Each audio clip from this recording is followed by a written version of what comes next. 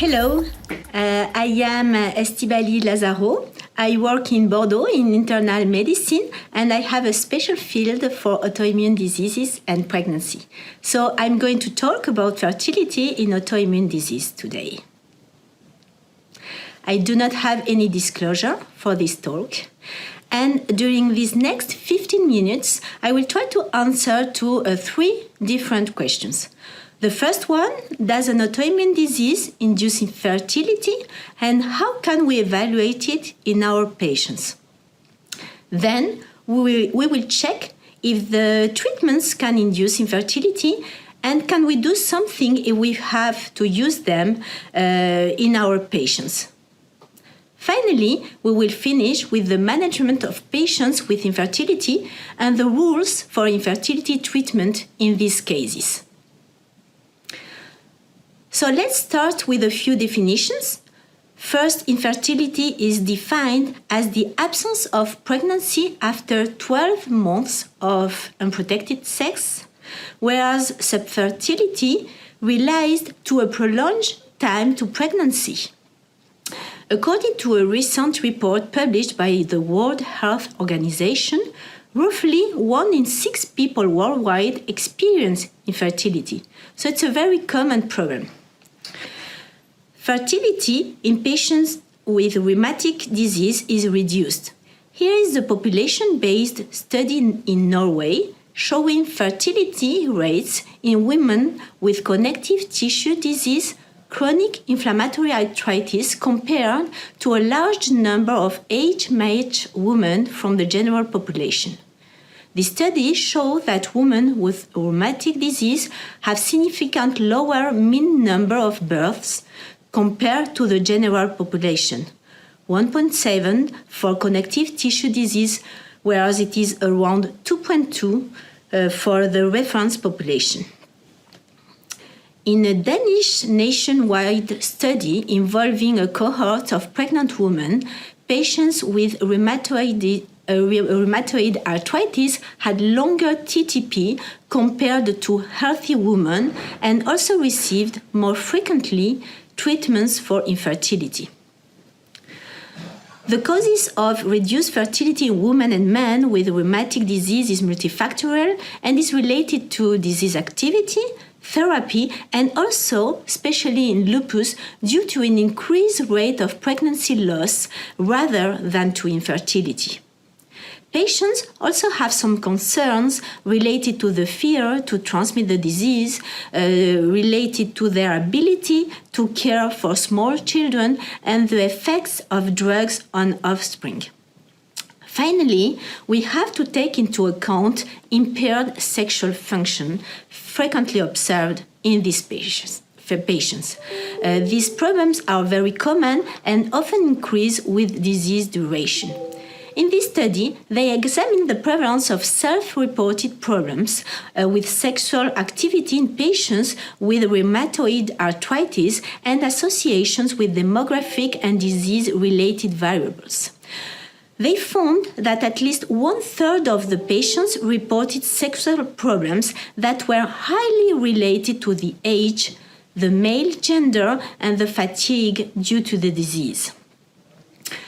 In this meta-analysis, they evaluate through 2 studies the impact of SLE on women's sexual function with the use of a special score called Female Sexual Function Index.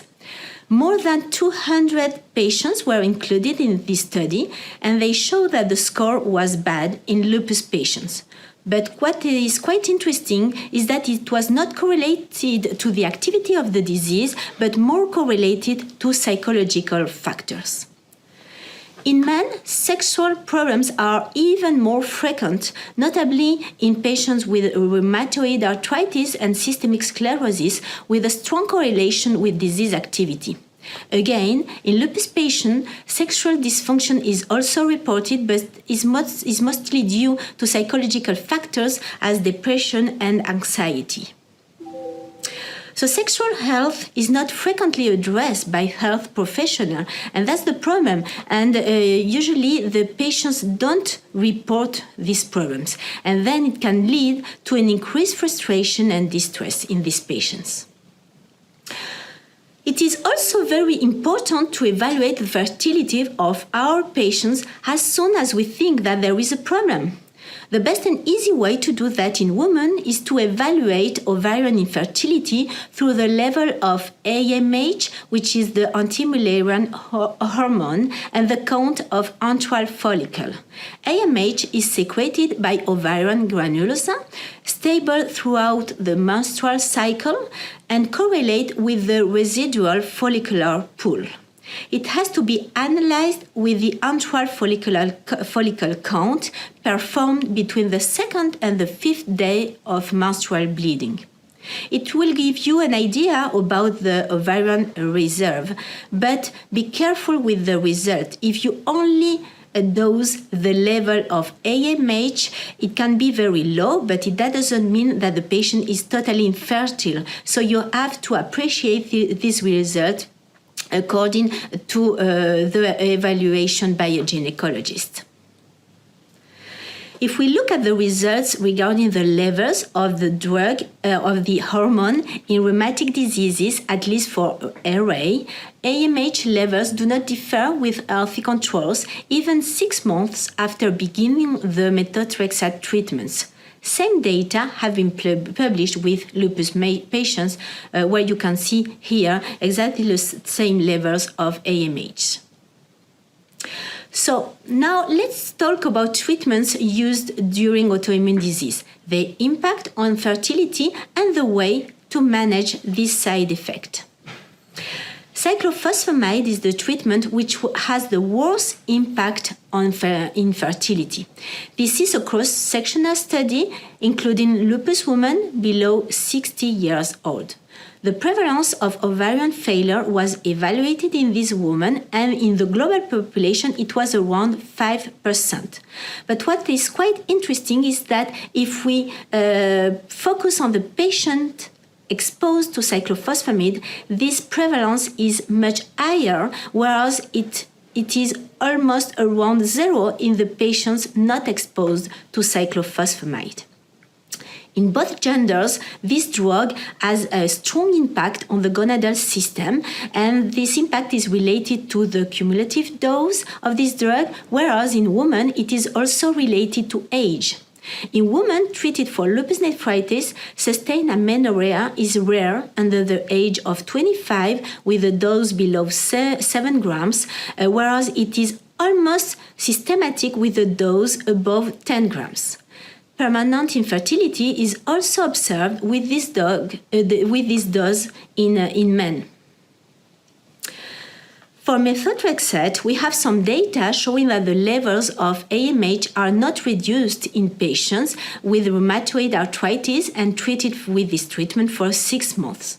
What is clear is that methotrexate at high dose increased the rate of miscarriage if delivered during the first 3 months of the pregnancy.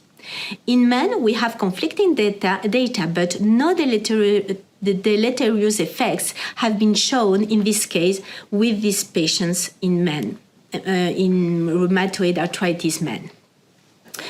Let's talk now about non-steroidal anti-inflammatory drugs. They have been associated with a lower fertility, especially in rheumatoid arthritis diseases. One explanation is related to prostaglandin inhibition induced by this drug.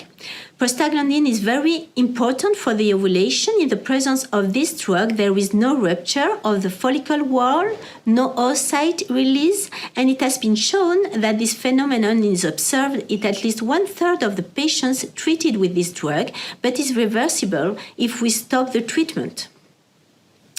In men, sulfasalazine can induce transient infertility with oligospermia, abnormal morphology of sperm cells, and reduced sperm mobility.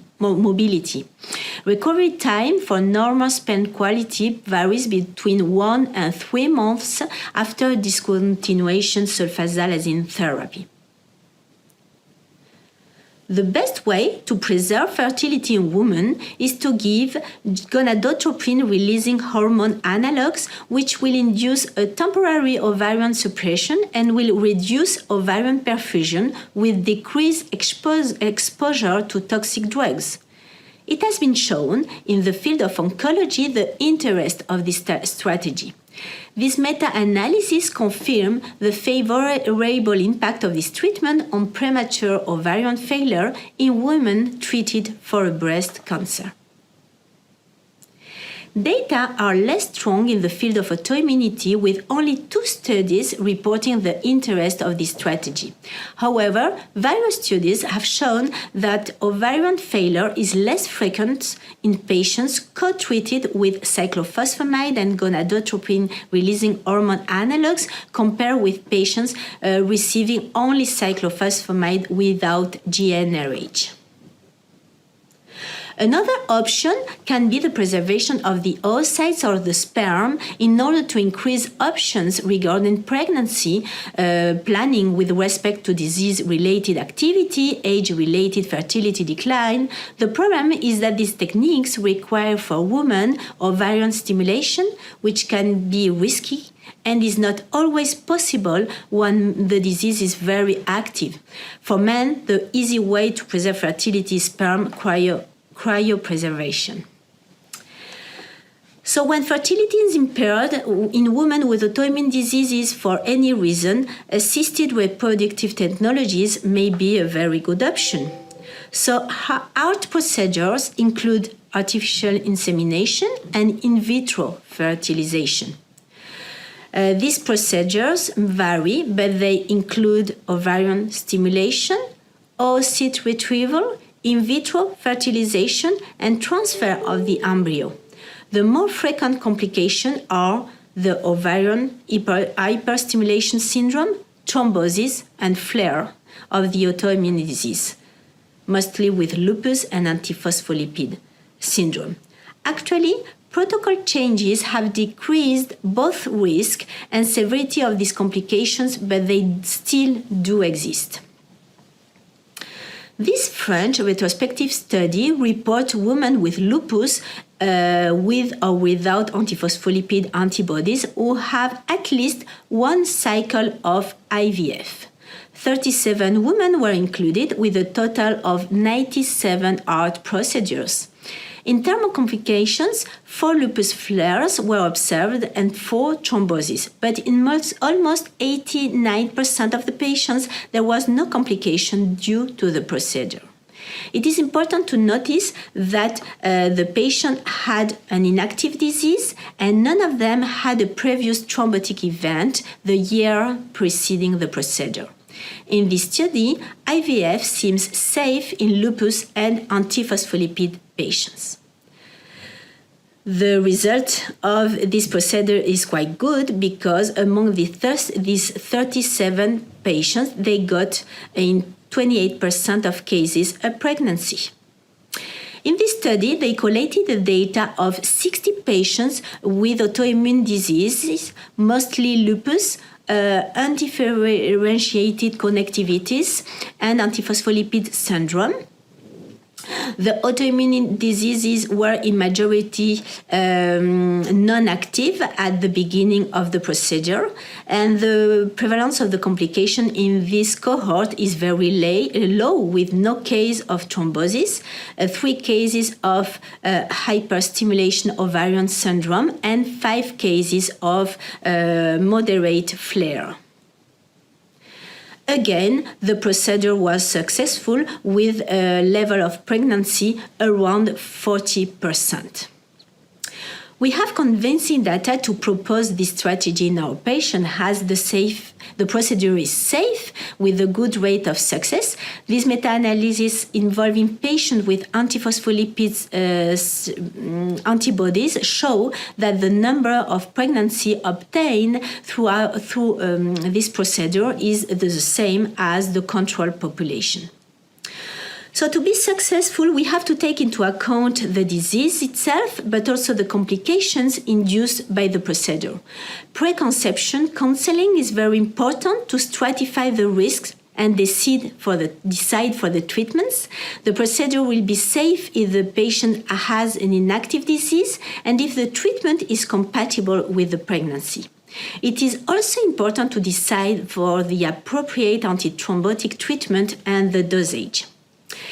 ACR guidelines have been published a few years ago to suggest what kind of treatment is appropriate according to the different clinical situation. First, the activity of the disease has to be determined, and in case of moderate or severe disease activity, the heart procedure should be postponed. Second, we have to check the antiphospholipid status. In the absence of antiphospholipid, no specific treatment is required in this case, except if there are some indications because of obstetrical reasons, for example. Third, in the presence of antiphospholipid, especially obstetric or thrombotic antiphospholipid syndrome, heparin is strongly recommended. Heparin will be stopped at least 12 hours prior to the procedure, and low-dose aspirin should be stopped 3 to 5 days before the egg punction and resume the following day. As a conclusion, I will say that infertility is frequent, related to social factors, health and environment. In autoimmune diseases, infertility can also be due to treatments and also sexual health, and we have to check for that. Fertility troubles may require GnRH agonist, heart procedures, and sperm cryopreservation. And in case of infertility, heart procedures are safe despite the risk of thrombosis, Filière, and ovarian hyperstimulation syndrome. Counseling and multidisciplinarity are probably the key of success. Thanks a lot for your attention.